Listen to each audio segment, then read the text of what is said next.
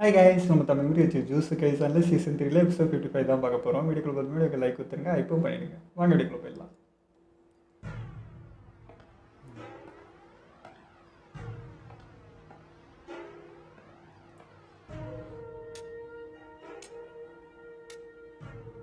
நான் ஒரு பூனைக்குட்டியை வளர்த்தேன். மேல சொல்லு. போலீஸ் என்னை பற்றி பேச ஆரம்பிச்சாரு. அதுக்கப்புறம் 2-3 பேரா வந்தாங்க. அவங்க என்னை அரெஸ்ட் பண்ணிட்டா என் பூனை கண்டிப்பாக இறந்துடும். ஏன்னா நான் தங்கியிருந்த இடத்துல அதை ஒத்துக்கல. ஸோ இதை பற்றி எனக்கு தான் தெரியும். மார்ச் 2016 ஹைவாட்டே பர்ஃபெக்ஷனில் இருக்கிற முரியோகா சிட்டியில் ஒரு சின்ன பொண்ணும் அவளுடைய அம்மாவும் அவங்களுடைய வீட்டிலேயே கொடூரமான முறையில் கொல்லப்பட்டு கிடந்தாங்க. ப்ராசிக்யூட்டர் ஆஃபீஸுடைய கொலை அப்புறம் கொள்ளை நடந்த குற்றத்துக்கு பக்கத்தில் குடியிருந்த ஒய் கேட்டா மேல கேஸ் போட்டாங்க. இப்படிதான் அவரை அரெஸ்ட் பண்ணாங்க. வந்த போலீஸ்காரங்க விசாரிச்சுட்டு இருந்த போது அவர் அங்கிருந்து தப்பிச்சு போயிட்டாரு. போலீஸ் அவரை பிடிக்கிறதுக்காக பின்னாடியே போனப்போ அப்பதான் அவர் வீட்டுக்குள்ள இருந்த ரத்தம் படிஞ்ச ஒரு கத்தியை பார்த்தாங்க. உடனே அவர் அரெஸ்ட் பண்ணாங்க. அப்புறம் டிஎன்ஏ டெஸ்ட் பண்ணி பார்க்கும்போது தான் அந்த கத்தியில இருந்த ரத்தம் விக்டிமோட ரத்தத்தோட மேட்ச் ஆகுதுங்கிறது தெரிஞ்சது. ஓய் செஞ்ச தப்ப கடைசி வரைக்கும் ஒத்துக்கவே இல்லை. சாட்சியா கிடைச்ச கத்தியை பத்தி இப்படிதான் சொன்னாரு. நான் அதை எடுத்தேன், ஆனா அது என்னது இல்லை. நீங்க சொல்றது நம்புற மாதிரியே இல்லையே. அவரை தப்பு செஞ்சதுனால தானே விசாரணையே வேண்டாம்னு சொல்லியிருக்காரு, சரிதானே? இல்லையே, இதுக்கு முன்னாடி அவர் ட்ரக்ஸை பயன்படுத்தினாருங்கிறதுக்காக கூப்பிட்டு வச்சு விசாரணை பண்ணியிருந்தாங்க. அதனால அவர் பயந்து போயிருக்கலாம்னு சொல்ல வரீங்களா? என்னதான் அவர் அதை எடுத்தேன்னு சொல்லியிருந்தாலும் ரத்தத்தோட கத்தியா இருக்குமா என்ன? அவரே இது அப்புறமா போலீஸ் கிட்ட கொண்டு வந்து கொடுக்கறதா தான் இருந்தேன்னு சொன்னாரு. என்ன அப்படி சொன்னாரா? என்னடா இது, அவர் சொன்னதை நம்பவே முடியல. இருந்தாலும் அவருடைய பேக்ரவுண்டை பார்க்கும்போது ஒரு நான் ப்ராஃபிட் ஆர்கனைசேஷன்ல அவர் தங்கி வேலை பார்த்துருக்கிறாரு. ஸோ இதை வச்சு பார்த்தா அவர் சொல்றது உண்மையா இருக்கவும் வாய்ப்பு இருக்கு. நான் ப்ராஃபிட் ஆர்கனைசேஷனா? ஆதரவு இல்லாமல் இருக்கிற வயசானவங்களுக்கு ஒரு காப்பகம் மாதிரி அங்கே தங்க வச்சு அவங்களுக்கு தேவையானதெல்லாம் பார்த்துக்கிறாங்க. ஓயே அங்கிருந்து பெரியவங்களை பார்த்துக்கிற வேலையை தான் பார்த்துட்டு இருந்திருக்கிறாரு. ஆனால் அந்த இடத்துல அவருக்கு சம்பளம் எதுவுமே கொடுக்கல. ஆனால் அத்தியாவசிய பொருட்கள் சாப்பாடோட சேர்த்து அப்பப்போ நியூ இயர் வரும்போது செலவுக்கு மட்டும் காசு கொடுப்பாங்க. என்னதான் இது ஒரு பக்கம் இருந்தாலும் அவர்கிட்ட மாசம் 50,000 என்ன வாடகையா வாங்கியிருக்காங்க. இதெல்லாம் ஓவருங்க. சொல்லப்போனால் அந்த இடத்துல இருக்கிற ஏகப்பட்ட பேர் மேல ரெக்கார்ட்ஸ் இருக்கு. அது மட்டும் இல்லாமல் அவருக்கு கிடைச்ச ஆயுதத்தை ஒப்படைக்கிறதுக்கு எதுக்கு இப்படி? போலீஸ் இல்லைன்னா ஆம்புலன்ஸ் வந்துச்சுன்னா எல்லாருக்கும் தொந்தரவாக இருக்கும்ல, கூப்பிடவே கூடாதுன்னு ரூல்ஸ் வச்சாங்க. இதெல்லாம் கேட்கும்போது எனக்கு அந்த ஆர்கனைசேஷன் மேலதான் பெரிய டவுட்டா இருக்கு. எனக்கும் தான் இது கிட்டத்தட்ட ஒரு சட்டவிரோதமான காரியம் தான். ஏன்னா நிலநடுக்க நிவாரண நிதி இந்த பகுதிக்கு வர ஆரம்பிச்சதுல இருந்தே இப்படி சந்தேகப்படுற மாதிரியான என்பிஓஸ் நிறைய ஆயிடுச்சு. ஸோ அந்த கத்தி அந்த இடத்துல இருந்ததுல ஆச்சரியமே இல்லை. அதனால ஓயை நிரபராதியா இருக்கிறதுக்கு இதுல நிறைய வாய்ப்பு இருக்கு. முதல்ல அந்த இடத்துல தங்கி இருக்கிறவங்களுடைய பேக்ரவுண்டை செக் பண்றது மட்டும் இல்லாம அந்த அமைப்போட ஆக்டிவிட்டிஸ் டாக்ஸ் ஃபைலிங்ஸையும் செக் பண்ணி ஆகணும். நான் அந்த ஓயை கிட்ட இருந்து உண்மையை வரவழைக்க முடியுதான்னு பார்க்கறேன். மீதி விசாரணைகளை நீயே கவனிச்சுக்க. வேலை பெருசா இருக்குங்கிறதுனால சந்ததி சாக்குல ஏன் தலையில கட்டிட்டு போறீங்கல்ல? இதுக்கும் நம்மளுக்கு பின்ன சம்பந்தம் பாத்துக்கிறியா? இந்த பப்ளிக் டிஃபென்ஸ் யாருக்கு இருக்கும்? வேலை பையன் சொல்றாங்கய்யா. கொலை பண்ணன்னு சொல்றாங்க. பப்ளிக் நம்புறாங்க. இது ஒரு கொலை கேஸ்ங்கிறதுனால தண்டனையை நிறுத்தி வைக்க மாட்டாங்க, மரண தண்டனையை கொடுக்கலாம். ஆனா இதுல நமக்கு எந்த லாபமும் இல்லையே. ஏங்க ஏங்க இப்படி தலைவலி பிடிச்ச கேஸையே எப்ப பார்த்தாலும் தலையில தூக்கி வச்சுட்டே இருக்கீங்க? அப்பப்போ இப்படி பண்றது நல்லது. ஈஸியான வேலையை பார்த்துட்டு இருந்தா நம்ம மூலதான் வாங்கி போவோம். எது அப்பப்ப பண்றது நல்லதா? கரெக்ட் தான். எப்பவும் இப்படிதான் பண்றீங்க? மனசுக்குள்ள பேசுறத நினைச்சிட்டு வெளியில பேசிட்டு இருக்க, சீக்கிரம் வா. நீ சொல்றதெல்லாம் பார்க்கும்போது அவர் இன்னும் மாறலன்னு மட்டும் தெரியுது. ஒரு இண்டிபெண்டன்ட் லாயர் பணத்துக்காக வேலை செய்யலன்னா ரொம்ப கஷ்டம். ஆனா உங்களை மாதிரி இப்படி சைட்ல கேஃபே நடத்த சொல்லாம இருக்கிறாங்களே, அது வரைக்கும் சந்தோஷம். ஆமா அவர் மாறவே இல்லைன்றீங்களே. எப்பவுமே இப்படிதான் கஞ்சி குடிச்ச மாதிரி வேற பார்ப்பாரா? அப்படிலாம் இல்ல. உண்மையை சொல்ல போனா இதை விட முன்னாடி ரொம்ப மோசமா இருந்தாரு. எது? இதுக்கு முன்னாடி அவர் எங்க கூட இருந்தப்போ கேஸ்ல வெறுப்பாகி வண்டி ஓட்டிட்டு போயிட்டு முட்டையை உடைச்சிட்டு வருவாரு. அப்புறம் ஒரு ட்ரங்க் அண்ட் டிரைவ் கேஸ் வந்துச்சு. அதுல சிக்கன குற்றவாளிக்கு வெறும் 19 வயசு தான். அவன் கூட இருந்தவங்க அவனை குடிக்க ஜேஜேகே பாக்குற ஃபீல் மாதிரியே இல்லைல்ல, வேற ஏதோ அனிமி பாக்குற அதுல மாதிரி. சம்பந்தப்பட்டவங்க எல்லாரும் ஒரே மாதிரி போய் சொன்னதுனால அந்த பையனால நஷ்ட ஈடு தர முடியல. அதனால தண்டனையும் எங்களால குறைச்சு வாங்கி கொடுக்க முடியல.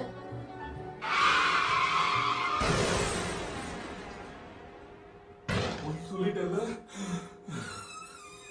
என்ன நிரபராதியை நிரூபிப்பது போய் சொல்லிட்டல. நீங்க அவர்கிட்ட தண்டனை நிறுத்தி வைக்க முடியும் தானே சொன்னீங்க. ஆனா அவருக்கு அவர் ஒரு நிரபராதின்னு தீர்ப்பு வரும்லாம் சொல்லல. எப்படியாவது பாடம் கிடைச்சதா? இல்லைன்னா இந்த மாதிரி கேஸ் சமாளிக்க முடியலன்னா வக்கீல் வேலையை விட்டு போயிடுங்க. பொதுவா பலகீனமானவங்கள காப்பாற்றணும்னு நினைக்கிறது நல்ல விஷயமா இருக்கலாம். ஆனா கோர்ட் ஆகட்டும், ப்ராசிக்யூட்டர் ஆகட்டும், இவங்க இதை புரிஞ்சுக்காத வரைக்கும் எதுவும் பண்ண முடியாது. உங்க கிளைண்டே உங்களை வெறுக்கும் போது இதுல வாதாடி என்ன ஆக போகுது? இந்த வக்கீலை பற்றி தான் நிறைய வரும். சரி, மனரீதியாக ரொம்பவே உடஞ்சி போயிருக்காங்க. ஸோ அவங்க என்ன கோபப்படுறதுல தப்பே இல்லை. ஆனா இதுல உங்களுடைய மனநிலைமை எப்படி இருக்கா? அது வந்து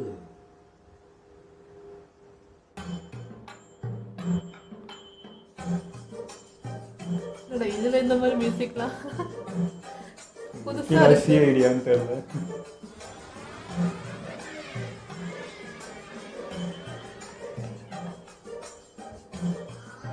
எனக்கும் அப்படிதான்டா, விஜய்க்கு தான் பார்க்குறோமா அதுவும் பார்த்துருக்கோம். ஒரு நிரபராதியினர் நாங்க முடிவு எடுக்கிறோம். காப்பாத்திட்டாரா? என்னங்க கேஸ்ல ஜெயிச்சிட்டோம்? என்னம்மா அதுக்கு ஷாக்கா? அவங்க மறுபடியும் அப்பீல் பண்ணுவாங்க.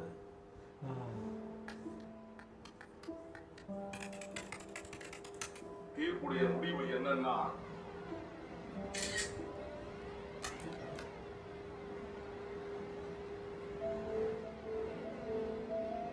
ஒய்யோட ரூமை செக் பண்ணும்போது திருடப்பட்ட மாதிரியான பொருட்கள் அங்க எதுவுமே கிடைக்கல.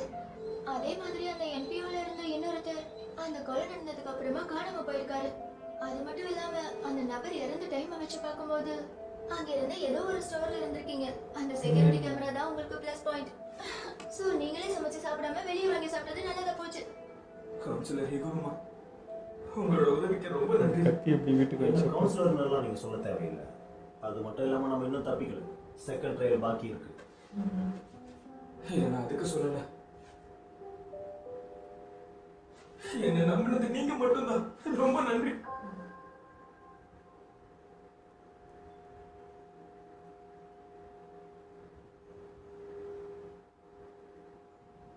டிஃபென்ஸ் லாயராக இருக்கிறவங்க குறைவான பட்ஜெட்ல கம்மியான ஆட்களை வச்சு வேலை பார்க்கும்போது ப்ராசிக்யூட்டர்ஸ் நிறைய ஆட்களையும் மக்களுடைய வரி பணத்தையும் வச்சு ஆதாரங்களை திரட்டுவாங்க.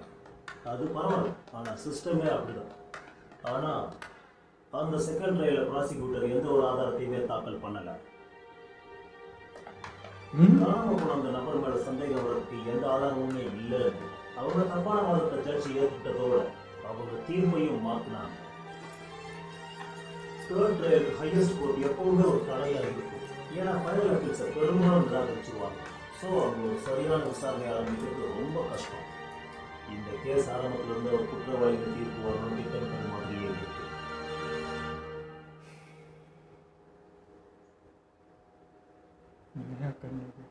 என்ன எதுக்காக இந்த மாதிரி பாக்குறீங்க? ஆனா உங்க மனநிலைமை இப்ப எப்படி இருக்கு? அத முதல்ல சொல்லுங்க. பலவீனமானவங்களை பாதுகாக்கணுங்கிற லட்சியத்துக்காக நான் உங்களுக்கு இதை சொல்லலை. ஏதோ ஒரு விஷயம் தப்பா இருக்குதே தோணினா அதை அப்படியே விட்டுட்டு போனா என் மனசு அப்புறம் ஏற்காது. அந்த பழக்கத்தை தான் இன்னும் என்னால் மாற்றிக்க முடியல. சட்டத்துக்கு முன்னாடி எல்லாரும் சமூகம் காட்டுறதுக்காக தான் நீதிபதிகள் தன்னுடைய கண்களை மூடியிருக்காங்க. ஆனால் மக்கள் தங்களை காப்பாற்றிக்கிறதுக்காக எல்லாம் தெரிஞ்ச கண்களை மூடியிருப்பாங்க. ஆனால் உதவின்னு கேள்வி என்கிட்ட வந்தவங்களை உதவி தர்றதுக்கு எனக்கு மனசே வராது. அதனால தான் நான் என்னுடைய கண்களை திறந்தே வச்சிருக்கேன்.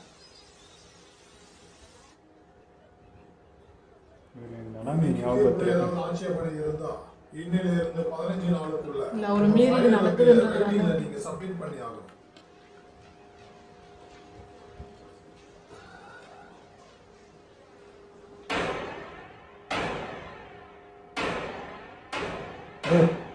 இப்போ நீங்க என்ன பண்ணிட்டு இருக்கீங்க? என்னாச்சு? அவரால் ஏற்றுக்க முடியல போலயே. எல்லாரும் இங்க வாங்க.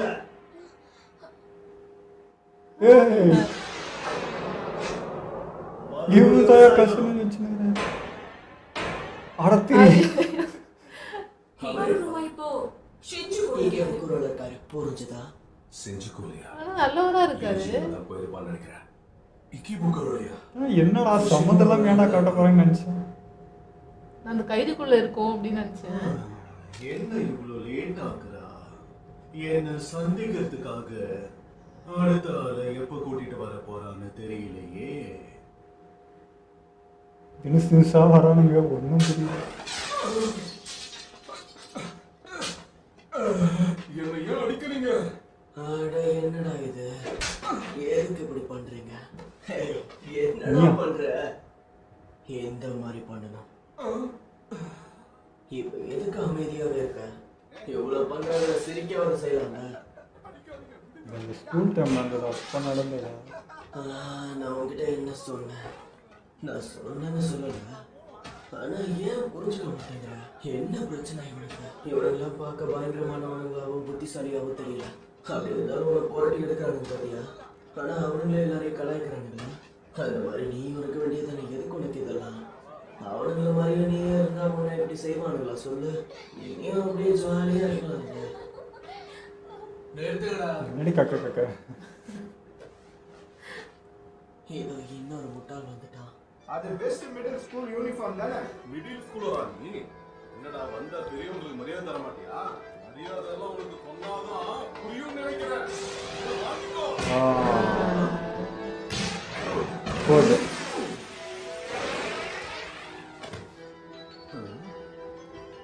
படங்கின பையன் தானே அவன்.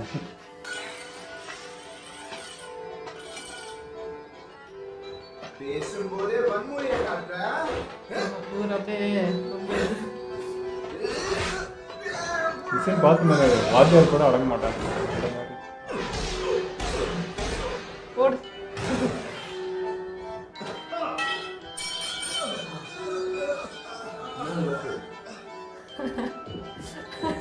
அவன் பீதியில் இருக்கிறாடா. ஏய், என்ன நீ இப்போ இந்த பொண்ணு நம்புறதா அவன் நம்புறதா? ஏன்னா அங்கே சப்ளைஸ் கிடைக்கிறதோட மற்ற பிளேயர்ஸ் சந்திக்கிற வாய்ப்பும் கிடைக்கும். நான் இந்த வழியா போறதுக்கு 2 காரணங்கள் இருக்கு. ஒன்னு ஃபாலோ பண்ண ஈஸியா இருக்கும், இன்னொன்னு என்னோட பேஸ் இங்க தான் பக்கத்துல இருக்கு. அதான் ரெஸ்ட் எடுத்துட்டு குளிச்சுட்டு போலான்னு இருக்கேன். ஏன்னா நேத்துல இருந்து தூங்காமலே சுத்திட்டு இருக்கேன். சுத்த வர்ற மாதிரி இது. இந்த தேடுறா ஹிகுருமா அவரோட பேச வச்சிருக்காரு. ஏன்னா அவர் இங்கதான் இருக்காரு போல இருக்கு. இவனும் கோத்து விடுவானா? ரொம்ப நன்றி. ஏன்னா நம்பிட்டேன். கொஞ்சம் நில்லு. என்னடா உண்மையிலேயே போக போறியா? நான் தான் அவரை சந்திக்கணும்னு முன்னாடியே சொன்னேன்ல. திரும்பி புதுசா கேக்குற? இல்ல, இது வரைக்கும் நான் அவரை நேர்ல பார்த்ததே இல்லை. அது கூட இல்லாம ஹாபா ஒரு படி போட்டு குழந்தை எடுத்திருக்காரு. அட நான் பாத்துக்கிறேன் போதே. அந்த ஹெலிகாப்டர் மட்டும் நான் கோட் பண்ணிட்டேன். இதுக்கப்புறம் என்ன வர போகுது? நான் பாத்துக்கிறேன், ஃப்ரீயா இரு. இருந்தாலும் வட்டா அடச்சே. சொல்லி தொலையண்டா. இதுவும் மறைக்கிறான். பண்ணாத.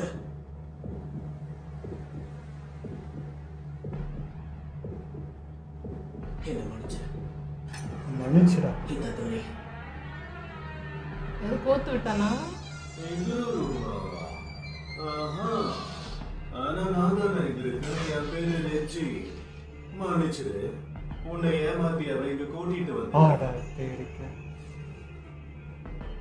என்னைய ராஜா அப்போ அவன் தான் கரெக்டா நீங்க அனுப்பிச்சு. பயப்பட வேண்டியது நான் இல்ல. ஏன்னா நம்ம ரெஜி இருக்காரே அவரு. நிறுத்து.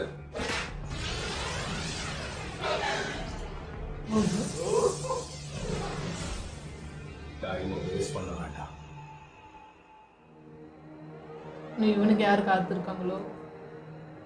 ஏதோ சொல்லாம ஏதோ சொல்ல வந்து அமைதியாயிட்டான். யார் அது? வக்கீலா? என்ன பண்ணிட்டு இருக்க? அப்படிதான் தெரியுது. அதை நான் கேட்கணும். அவருதான். இது வரைக்கும் இந்த மாதிரி ட்ரெஸ் எதையும் காட்டாம நீ இங்க குளிச்சிருக்கியா? கிடையாது. நான் என்னமோ நினைச்சேன். பரவாயில்ல, டக்கரா இருக்கு. அட ஆமா, நான் ஸ்கூல்ல படிக்கும்போது ஸ்விம்மிங் கிளாஸ்க்கு ட்ரெஸ்ஸோட தான் போவோம். அது எனக்கு ரொம்ப பிடிக்கும். ஆனால் நல்லவராச்சு. தெரியல, பெருசா இப்போ எதையும் கண்டுக்கிறதே இல்லை. அதான் இது வரைக்கும் எதையெல்லாம் செய்யலையோ அதெல்லாம் முயற்சி பண்ணி பார்க்கலாம்னு இருக்கேன். உண்மையை சொல்ல போனால் 30 வயசு ஆனதுக்கப்புறம் ஒரு கட்டுப்பாடே இல்லாம வெறுத்து வேற மாதிரி ஆயிட்டாரா? வேடிக்கை வாழ்த்துக்கு வாழ்த்துக்கு. ஆமா, உங்க பேர் இகுருமா தானே? ஆமா நான் தான். அப்பா உங்களுக்கு தான் பேசணும். என்னது என்கிட்ட பேச வந்தியா? நான் ஒரு லாயர் தெரியும்ல. கன்சல்டேஷனுங்கிற பேர்ல என்கிட்ட 1/2 hour பேசுறதுக்கே நான் 5000 ஃபீஸா வாங்குவேன். சும்மா விளையாட்டுக்கு சொன்னேன். பெரோடான லாயரா இருந்தா எப்படி இருக்கும்னு நினைச்சு பார்த்தா நல்லா தான் இருக்கு. ஐயே எடுத்துதாங்கிறாரு. இருக்க மாதிரி பேசுறான். சரி, உங்ககிட்ட 100 பாயிண்ட்ஸ் இருக்குல்ல? இவர் மறுபிறவி எடுத்த மந்திரவாதி கண்டிப்பா கிடையாது. இவர் டெக்னிக்ஸ் எல்லாம் இப்போ வேற மாதிரி ஆள் தான் இருக்கு. இவர்கிட்ட எப்படி பேசி விஷயத்தை வாங்கிதான் ஆகணும். பரவாயில்லையே, போதும் நீ பாஸ் ஆயிட்ட. நிஜமாதான்ப்பா, எனக்கு இதுவே போதும். இதுக்கு மேல சிட்டி கம்பெனி வேற என்ன வேணும்? நீ பலசாலி தானே. நீ பலவீனமா இருந்தா உன்னை சுலபமாவே சாவடிச்சிடுவேன். ஆனா பரவாயில்ல, ஒன்னா வேலை செய்வோம். என்ன வித்தியாசமா இருக்கா? இவர் இப்படிலாம் சொல்லவே இல்லையே. நீ இப்போ என்ன சொல்லலாம்? அதெல்லாம் விட இந்த கல்வி கேமை பத்தி உனக்கு எந்த அளவுக்கு தெரியும்? இது ஒரு சடங்கு திறமை. தடைக்குள்ள இருக்க பிளேயர்ஸோட சபிக்கப்பட்ட ஆற்றலை பயன்படுத்தி ஜப்பான்ல இருக்க மக்களை மறுபக்கத்துக்கு அனுப்பி வச்சு அவங்கள மனுஷத்தன்மை இல்லாதவங்களா மாத்திரம் தானே. எங்களை பத்தி சொல்லாம இருக்கிறது நல்லதுன்னு நினைக்கிறேன். அடேங்கப்பா, உனக்கு கெஞ்சகோ பத்தி தெரியுமா? நான் நினைச்ச மாதிரியே கெஞ்சகோவோட தொடர்பான ஒரு மந்திரவாதி இருக்கா. பாரு, சுத்தமா விஷயத்துக்கே நேரம் வந்து இந்த கல்லிங் கேம் இருக்குல்ல, அதை எங்களுக்கு தடுத்து நிறுத்தணும். தடுத்து நிறுத்தணும்னா இந்த கொலை பண்ணணும்ன்ற ஒரு கட்டாயத்தை தடுத்து நிறுத்தணும்னு சொல்லுவாரு. அந்த ரூலை ஆட் பண்றதுக்கு உங்களுடைய 100 பாயிண்ட்ஸ் கொடுத்தா ரொம்ப நல்லா இருக்கும். சரி, நானும் வேற விஷயத்துக்கே வரேன். முடியாது. என்ன மக்களா? இல்லையே, இந்த கல்விக்கு ஏற்கனவே பெரிய வாய்ப்பு இருக்குன்னு தோணுது. அதான் இல்லைன்னு சொல்றேன். ஏன்னா சில சமயம் சட்டம் சக்தியா இருக்கும். ஆனா இந்த கல்விக்கு ரூல்ஸை பத்தி நீ என்ன நினைக்கிற? ஏன்னா எனக்கு கிடைச்சிருந்த சக்தி மட்டும் ஒழுங்கா இருந்துச்சுன்னா அப்போ ரூல்ஸ் சொல்றது நல்லது. பிளேயர்ஸோட சபிக்கப்பட்ட ஆற்றலை பயன்படுத்துறத பத்தி நீ இப்ப ஏதோ சொல்லி அதெல்லாம் வெறும் உள்ளூராயுதம். உள்ளூராயுதம் சொல்லிட முடியாது. இல்ல அது ஒரு பிளான் பி இல்ல பிளான் சின்னு கூட சொல்லலாம். அதுக்கு என்கிட்ட 3 காரணங்கள் இருக்கு. பிளேயர்ஸோட எண்ணிக்கை, அவங்க மத்தியில் இருக்கிற பலத்தோட வித்தியாசம், அப்புறம் பிளேயர்ஸோட ரூல்ஸ். இப்போ தோராயமா 1000 பேரை 10 காலனியா சமமா பிரிச்சோன்னு வச்சுக்கேன். ஒவ்வொரு காலனிக்கும் சரியா 100 பேர் வருவாங்க. ஆனா இந்த கேம்ஸ்ல இருக்கிற பிளேயர்ஸ்க்கு மத்தியில காஷிமோ இக்ருமா மாதிரி மற்றவங்களும் பலசாலியா இருக்காங்க. இது வரைக்கும் இவங்க 2 பேரும் 60 மந்திரவாதிகளை கொண்டு இருக்காங்க தெரியுமா? அதனால ஒவ்வொரு காலனியிலும் இருக்க வாய்ப்பு இருக்கு. அப்ப பலவீனமா இருக்கவங்க ஆரம்பத்திலே தோற்றா இந்த கல்வியை அடுத்த கட்டத்துக்கு நகர முடியாம போயிடும். இது எனக்கு அப்பவே தோணுச்சு. இந்த காலனி ரொம்ப அமைதியா இருக்கு. அது ஏற்கனவே நடந்துச்சு. சுருக்கமா சொல்ல போனா இந்த டோக்கியோ நம்பர் 1ன்னு சொல்லலாம். அது மட்டும் இல்லாம மக்கள் காலனிக்குள்ள நுழையும் போது டெலிபோர்டேஷன் நடக்குது. ஏன்னா இந்த பிளேயர்ஸை பரவலா பிடிக்க வருவதாலும் இதோட முக்கிய நோக்கமே மாடர்ன் சோர்சஸோட செகண்ட் அவேக்கனிங்க தூண்டுறதா இருக்கும். டெலிபோர்டேஷனை போய் இறந்து போறவங்களும் உண்மையிலேயே சமைக்கப்பட்ட ஆட்களை பிளேயர்ஸ் பயன்படுத்த வேண்டாம். அப்போ பிளேயர்ஸை முடிஞ்ச அளவுக்கு நீண்ட காலத்துக்கு இருக்க வைக்கலாம்.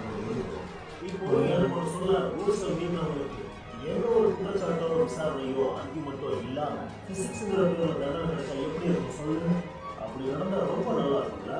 இப்போ இருக்கிற ரூல்ஸ் சில சிக்கல் இருக்கு, நானே ஒதுக்கிறேன். ஆனா இந்த விளையாட்டுக்கு அடிப்படையா இருக்கிற அமைப்பை தான் நான் கண்காணிக்கிறேன். ஸோ இது சீக்கிரமா முடியவே கூடாது. குறிப்பாக ரூல் நம்பர் 2/8 இருக்கிற மாதிரி ஒரு டெக்னிக்கை படிக்கும் போது அதை நேரில் பார்க்கணும்னு நினைக்கிறேன். ரூல்ஸ் படி பிரிச்சு எடுத்துக்கிறது ரொம்ப நல்லது. 1000 வருடம் இந்த இவரே கோட் ஆயிட்டா இருப்பாங்க. இது இப்படியே போச்சுன்னா இந்த நாட்டில் இருக்க எல்லாருமே செத்துருவாங்க. அப்படியெல்லாம் ஒன்றும் இல்லை. கல்வியுடைய சொந்த நிரந்தரத்தை தான் அது வருது. தான் மாத்தணும்ன்ற. இங்க பாரு, மறுபடியும் கேக்குறேன். உன் பாயிண்ட்ஸ் எனக்கு குடுப்பியா மாட்டியா? உறுதியா சொல்லு. இது வரைக்கும் ஒரு நிறுத்தத்தில் யாரையாவது கூறியிருக்கியா? ஆக்சுவலாக எதிர்பார்த்ததை விட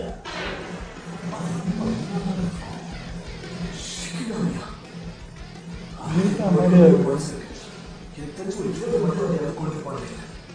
அதனால எனக்கு கொஞ்சம் கவனமாக இருக்கணும். இப்போதைக்கு டிஃபென்ஸ்லேயே இருக்கலாம். கையை மேலே வச்சு அட்டாக் தான். அது தினுசா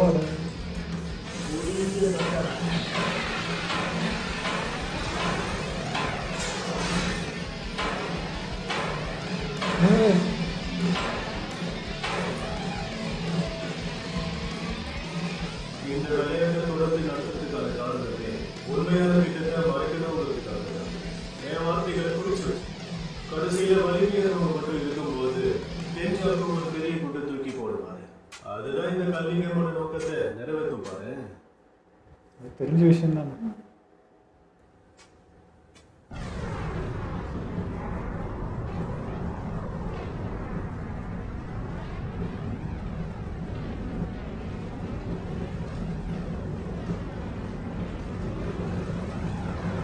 நான் நியூக்ளியர்லாம் வெடிக்குது.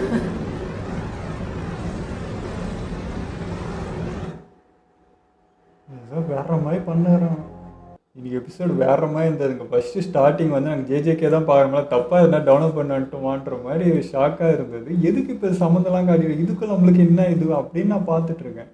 இவங்க சொன்னதும் மேபி அந்த குற்றவாளி அப்படி இருக்கலாம், அவங்க மேலே பழி போட்டார், அவருக்காக அவரை காட்டுறாங்க போல அப்படின்னு நினச்சி. ஆனால் இருக்க பார்த்தீங்கன்னா அந்த வக்கீல் பற்றி தான் நிறைய டாக் வந்துட்டே இருந்தது. அவர் என்ன பண்ணுறாரு, அவருக்கு என்ன இது, அவர் எவ்வளோ நேர்மையான மனுஷன், எதுக்கு போகிறான்னுங்கிறாருன்னு அவரை பற்றி வரப்போயே டவுட் வந்துச்சு. இவர் ஏன் இப்போ சரி வக்கீல்னாலும் இதுக்கும் நம்மளுக்கு என்னடா சம்மந்தம்னு பார்த்தா எடுக்கிறாரு பர்சனேஜ் வேற மாதிரி. அது வந்து எப்படி சொல்கிறது, வெறுத்துட்டாருன்ற மாதிரி இருந்துச்சு. இங்கே நடப்பில் வந்து இந்த சட்டம் இது எதுவுமே பார்த்தீங்கன்னா நம்மளுக்கு இதுவாக இல்லை, அந்த நீதி நேர்மையே இல்லைன்னு சொல்லி டோட்டலாக வெறுத்தா ஒரு இது வரும் பாருங்க, ஒரு கோவம். அது வந்து அப்படியே அவர் பின்னாடி வந்து ஒரு ஷேடோ வர மாதிரி எனக்கு ஒரு ஃபீலாக இருந்தது. இங்கே இது ஓகே தான் அந்த பவர், பட் அங்கே பார்க்கறதுக்கு அப்படி தான் இருந்துச்சு அந்த ஃப்ரேம். ஸோ இப்போ அவர் பேசுறது பண்ணுறதெல்லாம் பார்த்தா இப்போ அவரே ஒரு கோட்டாக மாதிரி, இப்போ நான் எடுக்கிறது தாண்டா முடிவு அப்படின்னு சொல்லி எடுத்த மாதிரி ஒரு இதுவாக இருக்குது. நல்லவர் தான், பட் இப்போ என்ன மாநாயமில் இருக்காருன்றது தெரில. அதுவும் இவர் தான் 100 பாயிண்ட் எடுத்துருக்காரு, அதுக்குள்ளே இவ்வளோ முடிச்சிருக்காருன்றப்போ வேற ஃபீலில் இருக்குது. ஸோ புது கேரக்டர் வந்துகிட்டே இருக்கு. அந்த சைடில் நம்ம புஷிகாரை போய்ட்டா அவன் மோதிரம் அவனும் ஒரு மாதிரி வித்தியாசமாக இருந்தது. இந்த பொண்ணும் வந்து கோத்து விட்ட மாதிரி தான் இருக்குது, பட் இந்த பையன் கரெக்டாக தான் சேர்த்துருக்கான். 2 பேருமே டவுட் இருந்தது, பட் ஆனால் 2 பேருமே இப்போ மாட்டி விட்ட மாதிரி தான் இருக்குது. அவனும் அது சொல்ல வந்து என்னடா ஒரு மாதிரி ஏதோ சொல்ல வந்துட்டு சாரி அப்படின்னு சொல்லி முடிச்சிட்டான். பார்த்தா இவர்கிட்ட கோத்து இருந்தால் அப்படி நினச்சானா என்னன்னு தெரியல. என்ன நடக்கும்ன்றது தெரியல. இவரும் நல்லவர் தான், பேசினா புரிஞ்சுப்பார், நம்ம இதுக்கு சப்போர்ட்டாக இருப்பார் தான் நான் நினச்சேன். பட் இப்போ அவர் வேற மாதிரி பேசுகிறாரு. ஸோ ஃபைட் தான் நடக்கும் போல இருக்குது. அதுவும் அவர் என்னென்னமோ பண்ணுறாரு, அது என்ன நடக்கும்ன்றதே எனக்கு தெரியல. ஸோ இது எப்படி சொல்கிறது, அந்த சட்டம் திட்டம் இப்போ இது வந்து நல்லவன் கேட்டால் அப்படி எடுத்து அது முடிவு எடுப்பாரா, அதுதான் இந்த கோர்ட் மாதிரியா, அது எப்படி எடுத்துக்குன்னு தெரியல. அவர் பவரே என்னன்றது எனக்கு புரியல. அது பார்ப்போம் தெரிஞ்சுக்கணும். அதை நான் கூட ஃபர்ஸ்ட் அந்த பையன் இட்டாதுரையை கோத்தூரான் தான் நினச்சேன். பட் நம்ம இட்டாதுரையே அவனை தானே பார்க்க போகிறான், அவனுக்கு தேவையும் அதுதான், அவன் சமாளிச்சிருவான். பட் இந்த பையனுக்கு இட்டாதுரை பற்றி அந்த அளவுக்கு தெரியாதுல்ல, அதனால அவன் யோசிச்சிருப்பான். அவர் பலசாலியாச்சு, அவர்கிட்ட இவன் போகிறான், இவன் எப்படி இருப்பான் அப்படின்றது அந்த பையனுக்கு ஒரு இது போல இருக்குது. பட் நம்ம இட்டாதுரை சொல்லவா வேணும், அவன் ஒன்றுனா இறங்கி எல்லாத்தையும் பண்ணுவான். இங்கேயும் அதுதான் ரெடி ஆகிட்டான் பண்ணுறதுக்கு. பட் அவரை கொஞ்சம் நினச்சா ஒரு மாதிரி தான் இருக்குது, ரொம்ப பவர்ஃபுல்லாக இருக்கிற மாதிரி ஒரு ஃபீல் தான். சரி, இதெல்லாம் ஒரு இதுக்குள்ளே நிறைய குழப்பங்கள் இருக்குது, இதெல்லாம் ஒரு பக்கம்னா லாஸ்ட்டாக கெஞ்சாக்கோ பற்றி சொல்கிறப்போ எனக்கு அது எப்படி தெரியுமா இருந்தது, அந்த லாஸ்ட்டாக அந்த காட்டின ஃப்ரேம் அதெல்லாம் பார்க்கறதுக்கு ஏதோ பிரசிடென்ட்டை போயிட்டு அந்த ஊரை போய் அழிச்சிருங்க, அணுவில் போட்டு மொத்தம் கொட்டுருங்க அப்படின்ட்டு அவங்க மொத்த பேரும் சேர்த்து சாவடிக்கிறதுக்கு ஏதோ பிளான் பண்ணுற மாதிரி ஒரு ஃபீல். இதுக்கு எதுக்குடா இதெல்லாம் பண்ணோம் அப்படின்ற மாதிரி இருக்குது. இப்போ இவங்க சொல்கிற டைலாக்காக அப்படி தான் இருக்குது. டாப் 10 வரவங்களை இங்கே நிற்க வச்சுட்டு அவங்களையும் வந்து எதாவது பிளான் பண்ணுறது தாண்டா அவன் பண்ணியிருப்பான் அப்படின்ற மாதிரி தான் இருந்துச்சு. அங்கே பேசினது அந்த ஃப்ரேம் காட்டினது தான் அப்படி தான் இருக்குது. ஸோ டோட்டலாக இவங்க மொத்த பேரே அழிச்சிட்டு அந்த ஒத்தனை பண்ணணும், அதாவது யூஜியை மட்டும் ஏதோ பண்ணணுன்றதுக்காகவே பண்ணுற மாதிரி இருக்குது. அவன் மட்டும் இருக்கு, இவங்க எல்லாத்தையும் அழிச்சிட்டு அவனை வச்சு பிளான் பண்ணலாம் அப்படின்ட்டு யோசிக்கிற மாதிரியே எனக்கு ஒரு ஃபீலுங்க. காட்டுறது அப்படி இருக்குது, வேறையாக கூட இருக்கலாம் அவன் பிளானு தெரில. ஆனால் வந்து செய்கிறாங்க. இது எப்படி சொல்கிறது, இந்த கர்ஸ் பவர் இதெல்லாம் ஒரு பக்கம்னா கவர்மெண்ட் கூட சேர்ந்து ஏதோ ஒன்று பண்ணிகிட்டு இருக்கான் அப்படின்ற மாதிரியும் ஒரு ஃபீல் இருக்குது. ஸோ பார்ப்போம். இருக்க பார்த்தீங்கன்னா இந்த அனிமி வந்து எங்கேருந்தோ ஸ்டார்ட் ஆகி எங்கேயோ போயிட்டுருக்கு. நம்மளுக்கு வந்து அரசியல்லாம் பொலிட்டிக்கல்லாம் வர மாதிரி ஒரு ஃபீலாக இருந்துச்சு. வச்சு செய்கிறான் 2 பக்கம். ஆனால் எனக்கு இது பார்க்கும்போது பெயின் சொல்லுவான், அந்த வலியை உணர்ந்துட்டு அந்த மாதிரி ஏதோ ட்ரை பண்ணுற மாதிரி எனக்கு ஒரு ஃபீல் இருக்குது. நம்ம கெஞ்சோக்கும் பண்ணுறது அவன் பேசுறதெல்லாம் பார்த்தா கடைசி டாப்பில் வரவங்க நிற்க வச்சுட்டு அவங்களுக்கு வந்து ஏதோ ஒரு வெறுப்பு க்ரியேட் பண்ணி அவன் கண்ணு முன்னாடியே இந்த எல்லாரும் சாவறதெல்லாம் பார்த்து இன்னும் இருந்தாலும் 8வது வரைக்கும் ஒரு இடத்துல அந்த கோபம் அந்த ஒரு வெறுப்பு வரும்ல அவன் மனசுக்கு. ஸோ அப்படி ஏதாவது க்ரியேட் பண்ணிவிட்டு அவனே ஏதாவது மாற்ற பார்க்குறானா அப்படின்ற மாதிரியும் தோணுது. எனக்கு எப்படி தெரியுமா ஃபீல் இருக்குது, இவங்க எல்லாம் இந்த டாப் 10 வரவங்க அந்த பேரியரில் போட்டு வெளியே இருக்க எல்லாரையும் கொண்டுருவானோன்ற மாதிரி இப்போ எனக்கு ஃபீல் தோணுது. ஸோ நம்ம எப்படி நினச்சிட்டு இருக்கோன்னா உள்ளே இருக்கவங்க தான் சண்டை போட்டுலாம் சாவாங்க, வெளியே இருக்கவங்களை காப்பாற்றிங்கன்னு நினச்சோம். ஆனால் இப்போ நடக்கிறது பேசலாம் பார்த்தா அந்த சாதாரண மக்கள் எல்லாரையும் போட்டு தள்ளிட்டு இவங்களை வச்சு திரும்ப உருவாக்கலாம் அந்த உலகத்தானே அப்படி பிளான் பண்ணுறானோன்னு இப்போ எனக்கு சந்தேகம் வருது. இருக்கலாம். ஆஹ் ஆமா, ஏன்னா அப்படிதான் எனக்கு காப்பாத்துறவங்களே தோணுச்சு. எல்லாரும் உள்ள வந்துட்டா அப்புறம் வெளியே என்ன நடக்குது என்னன்னு சொல்ல முடியும். ரூலே பார்த்தீங்கன்னா உள்ள இருந்து வெளியே போக முடியாதுன்னு இதெல்லாம் வேற இருக்குது. ஸோ அப்படியும் இருக்கு. அதான் அந்த கேர்ஸ் பவரில் எனர்ஜியாக இருக்கும். அதாவது டாப் 10ல் மோஸ்ட் பவராக இருக்கிறவங்கள மட்டும் வச்சுட்டு அதுக்காக இந்த போட்டி நடத்தி வச்சுட்டு இப்போ எல்லாம் சாப்பிட்டா எல்லாம் தேவையில்லாத ஒரு குப்பை அப்படின்னு நினைக்கிறானோன்ற மாதிரி இருக்குது. ஸோ அவனை நோக்கம் வந்து அப்படி தானே இருக்குது. இத்தனை வருஷமாக ஒருத்தன் 1000 வருஷமாக ஆராய்ச்சி பண்ணுகிறான் செஞ்சுனுக்கிறான்னா அதுக்கு ஒரு நோக்கம் இருக்கும் இல்லையா? ஸோ இப்படி தான் எனக்கு தோணுது. பார்க்கலாம். பட் எனக்கு இதெல்லாம் வரப்போகுது. தடுக்கிற முயற்சியில தான் யூட்டாலேருந்து யூஜிலேருந்து எல்லாரும் இருக்காங்க. அவங்க விட்டுருவாங்களான்றதும் ஒரு சைடு இருக்கு. அவங்க முடிஞ்ச வரைக்கும் ஏதாச்சும் பண்ணி நிப்பாட்ட தான் செய்வாங்க. பார்க்கலாம். அதுதான் கோஜோ இருந்தால் அது நடந்திருக்காது, நடக்க விட மாட்டாருன்னா ஃபஸ்ட்டு அவரை டார்கெட் வச்சு அரெஸ்ட் பண்ணது. அவர் இருந்தால் இவ்வளோ நடந்திருக்காது, ஒரு தூரம் போயிருக்காதுன்னு ஒன்று. ஸோ தாட்டே அதானே. அவங்க வந்து மக்களும் இருக்கணும்னு நினைக்கிறது தான் கோஜோவோட இது. இவங்க நம்மளுக்கு தெரியும் இவனா அவங்க எல்லாருமே மக்களை வெறுக்கிறாங்க. இதுதான் இவரும் அப்படி தான் தோணுது. ஸோ இப்போ நம்ம பசங்களும் இல்லை அப்படின்னா இது அவனுக்கு ஈஸி வேலைன்ற மாதிரி தான் இருக்குது. பட் அந்த பசங்களை வச்சு தான் அவன் பிளானே பண்ணுறான்றது இப்போ அந்த பசங்களுக்கு புரியுமான்றது முன்னே நான் அப்படி தான் நினச்சிட்டு இருக்கேன். அது தெரியல, இன்னும் நிறைய இருக்குன்னு விதமா தோணுது. எப்படி எடுத்துக்கிறதுன்னு தெரியல. அதேமாரி இப்போ பார்த்தீங்கன்னா 8 எபிசோடு தான் எங்களுக்கு கிடச்சிருக்கு தமிழில். அதுக்கு மேலே இல்லை. ஸோ வெயிட் பண்ணி தான் அதுக்கு தான் நான் ஒன்று ஒன்றா போட்டுன்னு வந்தேன். சரி அதுக்குள்ளே வந்துடும் நானும் சரி ஒன்று ஒன்றா போட்டுன்னு போகலாம் கரெக்டாக வரும்னு பார்க்குறேன். இப்போ வரைக்கும் எனக்கு ஃபைல் கிடைக்கல. ஸோ 8 வரைக்கும் தாங்க இருக்குது. அடுத்த எபிசோடு எப்போ வருதோ அப்போ தான் பண்ண முடியும். எல்லாம் கிடச்சிச்சின்னா உங்களுக்கு என்ன இருந்துச்சுன்னா எனக்கு சென்ட் பண்ணி விடுங்க. இன்னும் வெயிட் பண்ணி தாங்க பார்க்கலாம். ஓகே, இதெல்லாம் வீடியோ முடிச்சுப்போம். மறக்காமல் ஷேர் பண்ணுங்கள், மறக்காமல் சப்ஸ்கிரைப் பண்ணிடுங்க.